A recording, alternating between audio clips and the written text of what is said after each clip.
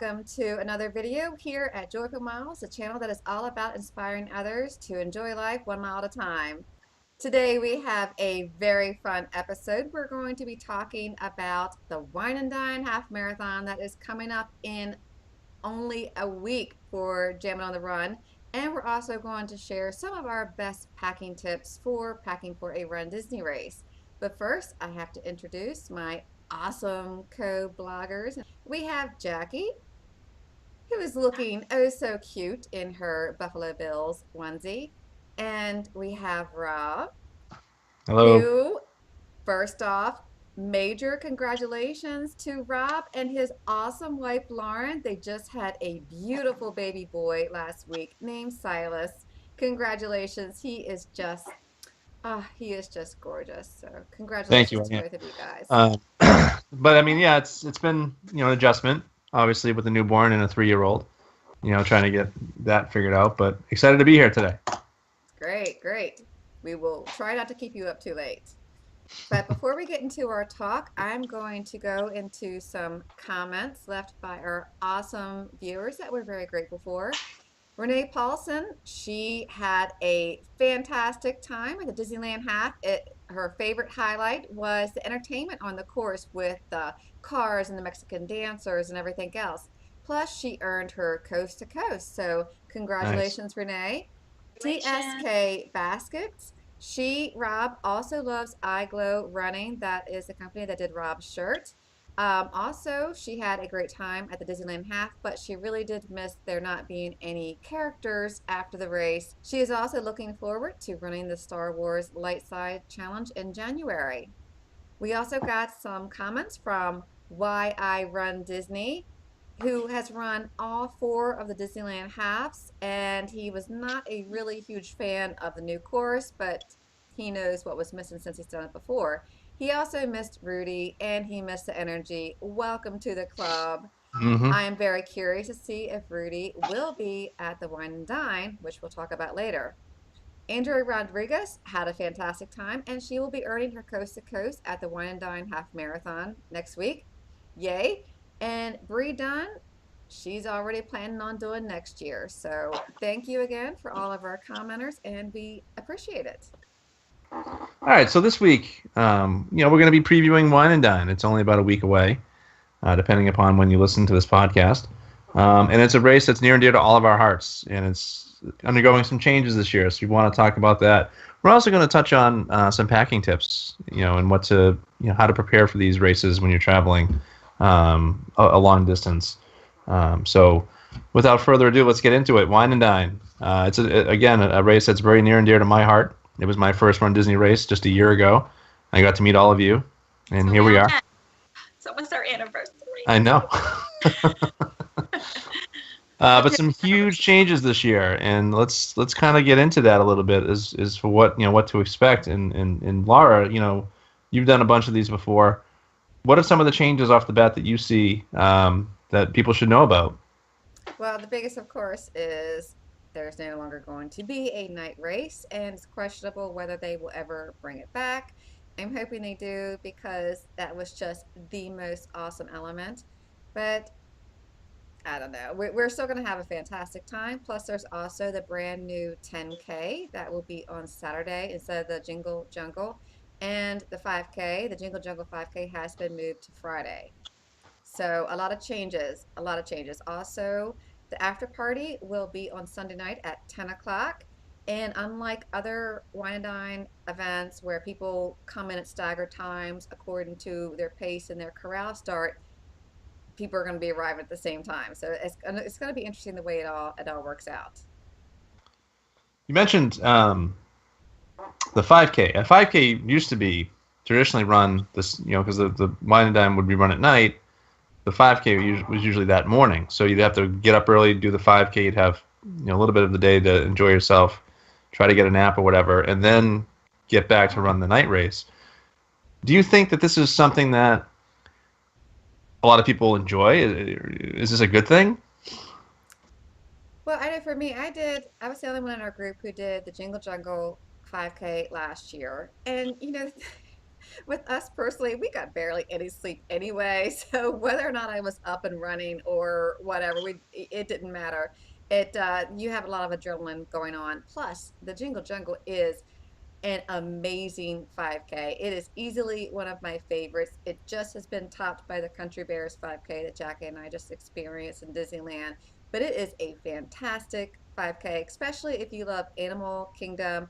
You had a lot of park time, a ton of characters. Oh my gosh, it has so many characters. And they also had a really fun vibe.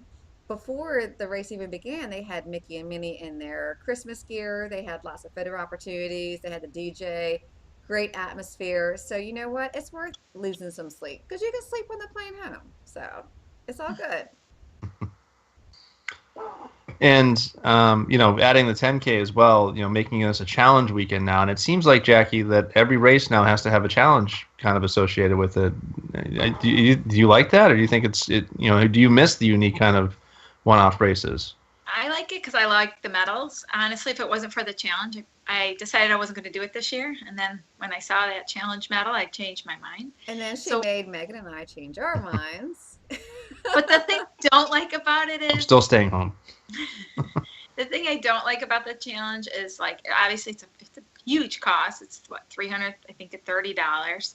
And you almost feel if you go and you only do the half, like say you're like, all right, I'm going to be on a budget, I'm only going to do the half. You almost feel like, at least for me, and I'm not trying to discredit anyone who only does, one or the other, but for me, now that I've done the Dopey, I feel like, oh, I'm only doing the half. It's kind of like and you're seeing everybody else who's done the challenge, and you kind of get that, like, oh, I wish I would have. So I, of course, bite the bullet, and I sign up for the challenge. But so that it's a positive, it's cool, and I like it, but there's a drawback, which is mostly the financial aspect of it. And you need to be there longer. Now that the Jingle Jungle is Friday, Saturday, and Sunday, that's 3 full days that you need to get there. You need to get there the day before, and you usually will probably, because you want to do the party, go home on Monday. So that's a 5-day weekend, which before, if you were on a strict time constraint, you could have got there Friday and went home Sunday.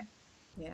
And Laura, you made mention, that whereas before you'd have some party goers there at the beginning of the party, but for the most part, the runners would be showing up sporadically as they finish the race. Now it's one giant 10 o'clock party. They can get in as early as 8 o'clock, but for the most part, you're going to have everybody kind of showing up at once, and only going to 1 o'clock. Now, last year we saw how crazy the lines were, especially at the food and wine kiosks. I would imagine this is going to be a bit of a cluster. Yeah, last year was wackadoo because of the whole evacuation. The year prior was even more wackadoo with all the rain, so there was like hardly anyone there. So we have no idea what it would be like on a normal, nice weather day. So it's going to be interesting the way it all plays out. I do think before having it right after, some people were just tired, and I think a lot of people didn't even go to the party. But it went till 4 a.m. It was a 6-hour party. Yeah. Now you have a 3-hour party. I mean, granted, the 6-hour party, a lot of you didn't get there till 12, 1 o'clock, but for other people buying tickets, it's not that long. I know there's people in our group who actually went there when the party started last year, and they had a blast getting character pictures, riding rides with no lines before all the runners start to come in. So that option is no longer available for someone who wants to purchase a ticket and not run the race.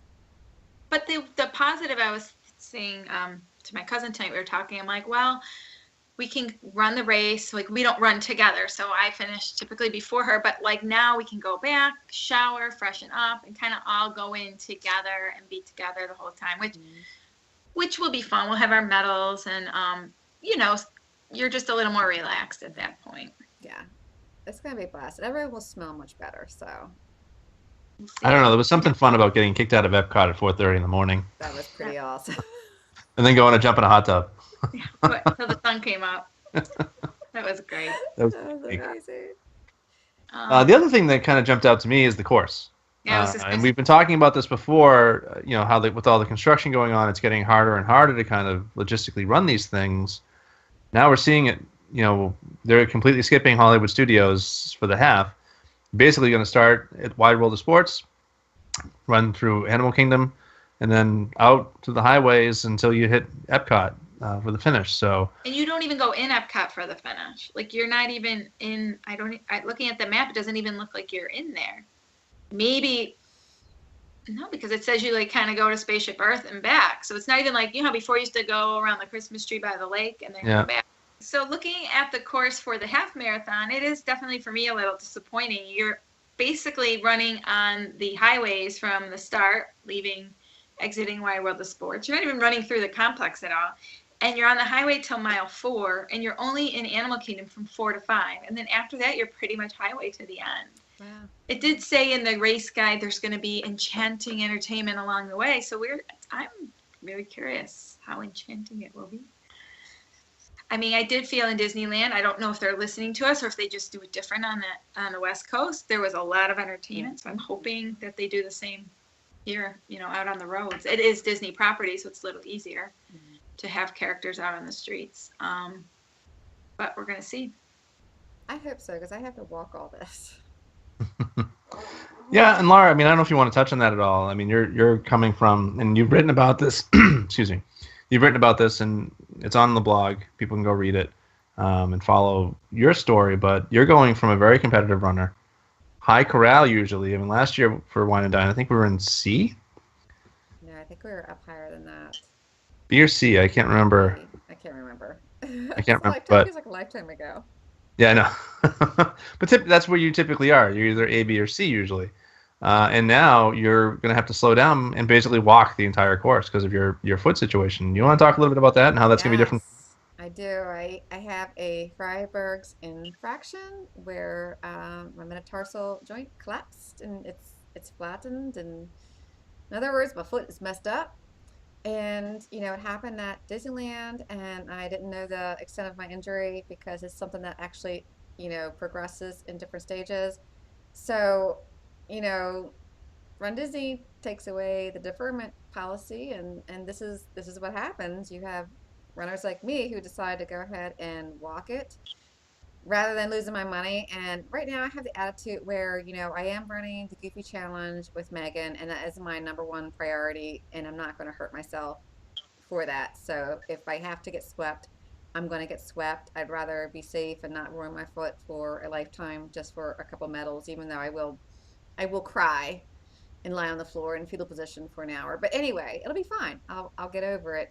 But I do have some really good inserts and pads, and I'm going to be smart and fingers I crossed. think you're going to be okay, So though. if anyone sees a gimpy woman who is dressed as a Monsters Inc. cheerleader or as the king from Cars, be sure to slow down and give me a little hello, okay? We do have, Rob, we do have this awesome fantasy of Jackie. Jackie's going to be Lightning McQueen, and I'm going to be the king. And remember at the end of the movie how Lightning McQueen pushes the king It'll be like, over the finish he ran line? her from It would the be amazing if Jackie I could need to catch somehow up to you. push my gimpy butt over the finish line. It's not going to happen. She's going to finish before me, but No, if I catch up to you, I'm going to be. We will finish that together. would be fantastic. I don't think I'll catch up to you, though. I still don't think I'll catch up to her. Honey, I'm going to be walking, and I'm not going to be walking fast. You guys are going to catch up to me and wave. And No. Yeah, but Shannon had to finish this race 2 years ago on a broken ankle, didn't she? oh my Yeah. gosh, that was The one in the something. rain, she fell at mile 7, broke her foot. Still can't. But she finished. So it's amazing what you can do. So Yeah. the adrenaline, it pushes you. I just hope it doesn't rain. I would love to do one of these not in the rain. If it rains, I really will feel It's this not going race. to rain. It's not going to rain. Another thing to mention real quick about the half is it's daylight savings time. So even though the race, starts at 5:30, you Oof. kind of get an extra hour sleep. So although buses start for the half, the buses start at 3:00. They run till 5, but we'll have to be there around 2:45. But at least it's 3:45 technically, 2 hours. So Yes. If you walk away with anything, viewers, always arrive at the bus stops early. If it says that they're starting at 3, be there at 2:45 because the bus systems have been so hit or miss. There were people at Exactly. Star Wars at Pop Century who were stuck, could not get to the race, you know. So yeah, you're going to lose some sleep, but I would rather lose some sleep than be stuck on the highway when the race is about to begin, stretched out of my gills. So yeah, early, early, Not early. worth Especially when too you much get there early, you can get character photos, you can fun. dance, you can get a cup of coffee if you're like me and have a slight addiction. So just so much. It's just, you know, a little festive. Get your money's worth, you know. True. I love pre-race. So, anything else we want to Anything talk else you about? want to touch on for wine and Well, dine? there was something that Megan notified us about the 10K, how they're not going to have Powerade. That was the situation in the Disneyland 10K. Hmm. We were all kind of thrown off by that, and it's probably going to become the norm. So, Jackie, didn't you take some notes about? Yeah, just as for the 5K, the Jingle Jungle, there's going to be 2 water stops. For the 10K, there's 3 water stops, but no Powerade. When it comes to the half, there's 9 water and Powerade stops, and then 1 food station, which is at mile 7.7, so a little more than halfway. And it's like a Cliff Gel shot. It's usually the mocha flavor, so I don't personally get it. Um, so definitely a huge difference between the 10K, which is 6 miles, and more than double that for the half, plus the Powerade. So if you're a strong, fast runner, you sometimes are used to that Powerade. So I do maybe know look for into the 5K last year, it was very extremely humid and they did not have enough water. And that was one of the situations where I could have really used some more Powerade. So, you know, another good tip is to not rely on Run Disney for your nutrition and your hydration needs. You know, if you think you're gonna need some Powerade or Gatorade, they sell them at the resorts and bring your own. it's true. They usually have them after too, though, right? Always at the finish. They Yep. always have a Powerade and a water,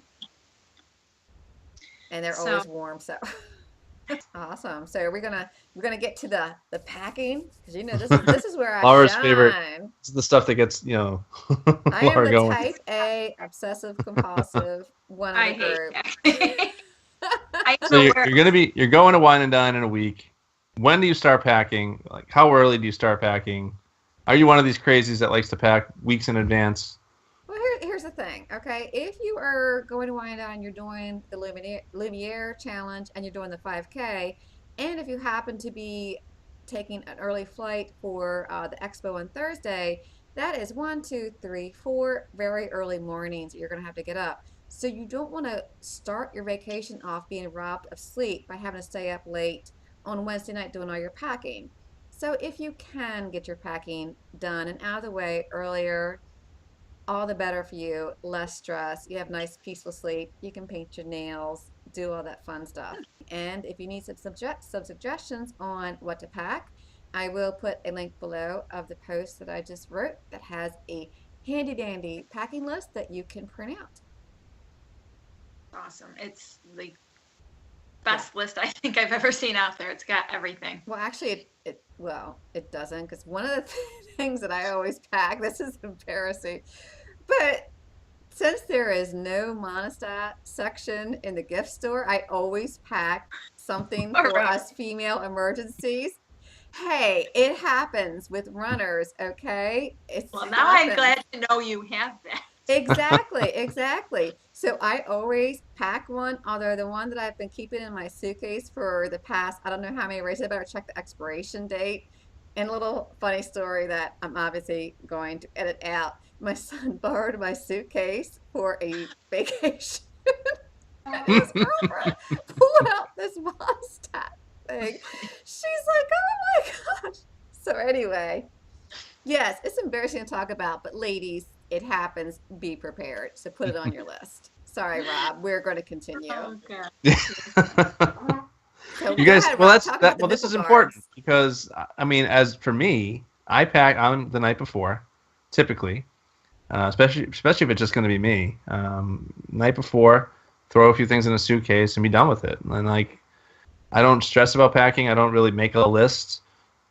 I'm a guy. I don't need a lot. So, I kind of think I'm a guy. what are some of your must-have items that maybe, especially going down for a running event, people wouldn't consider?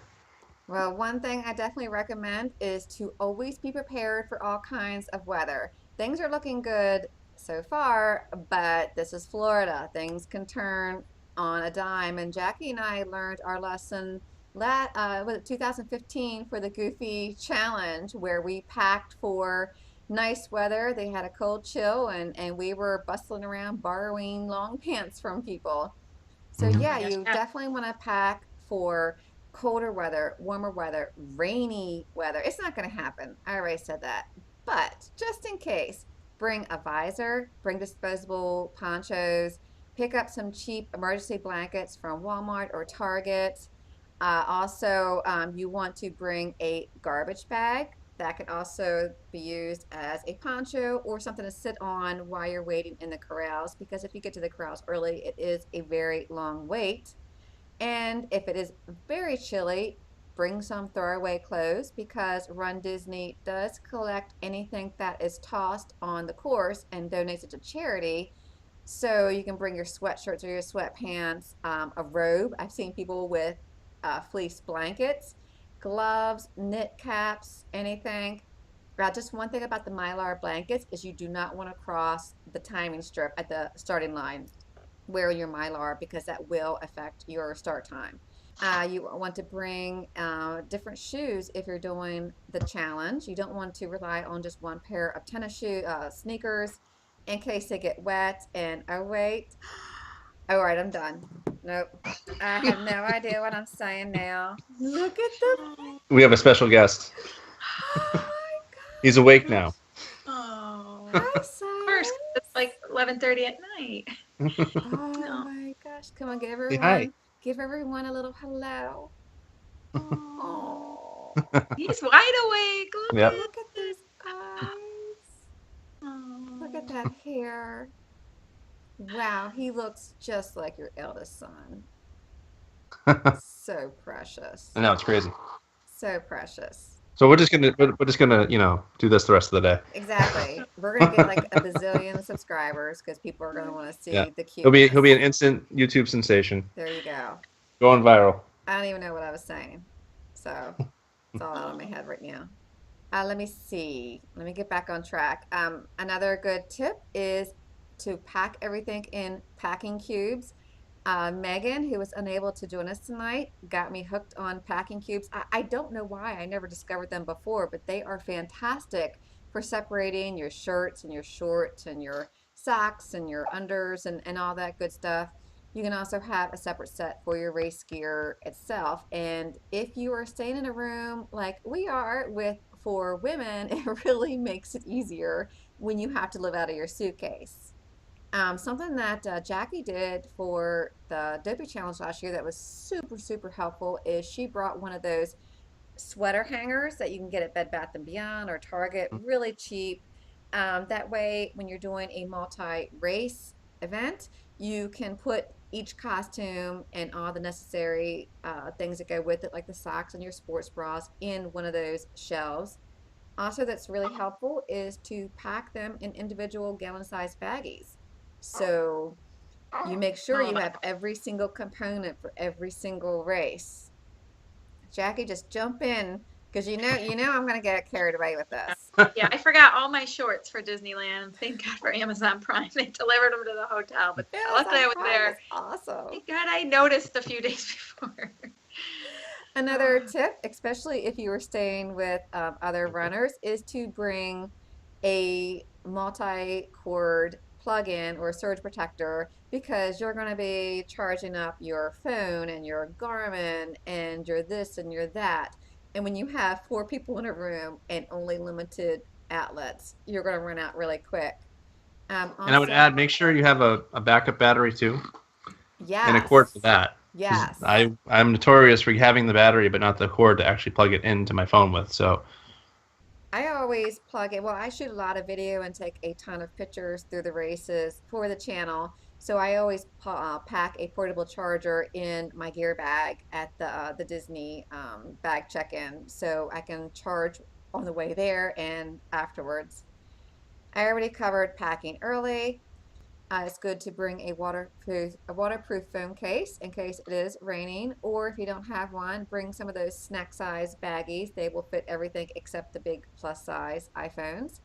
Um, Newspaper is fantastic. If your shoes get wet, you can stuff them in your shoes and hopefully they will dry overnight. Men, you need your nipple guards. Or band-aids. And look, if you forget something, it's most likely going to be available at the expo or in Disney Springs. They have the Fit the Run store where you can get your goos or your shorts, your socks, your fueling needs, anything else. So, yeah, if you would like a copy of my packing list, make sure you go to our blog. I'm going to put the link below and you can print out a copy and yeah, let us know if there's something I forgot. And that is going to do it for us today because we are too distracted by the beautiful cuteness that is Silas to talk about anything else. And he's got the hiccups. Oh my goodness, look at that cutie pie. I just want to smell his head and count his toes. Anyway, thank you for watching. And if you'd like, go ahead and subscribe so you can get video updates for whenever we post something else. And give us a thumbs up if you found this helpful. Also, be sure to check out our blog for other related posts that we've talked about. And thank you for watching. Happy running.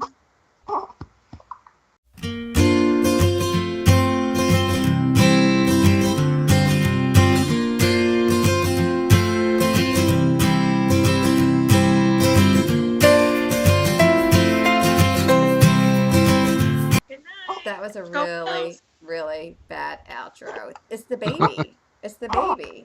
It's Sorry, the baby. no one's gonna be Screws listening. everything up. I'm hearing the little thump, thump, thump, and I'm wondering how warm and snuggy he would be, like right here. I know. He's like I couldn't think. So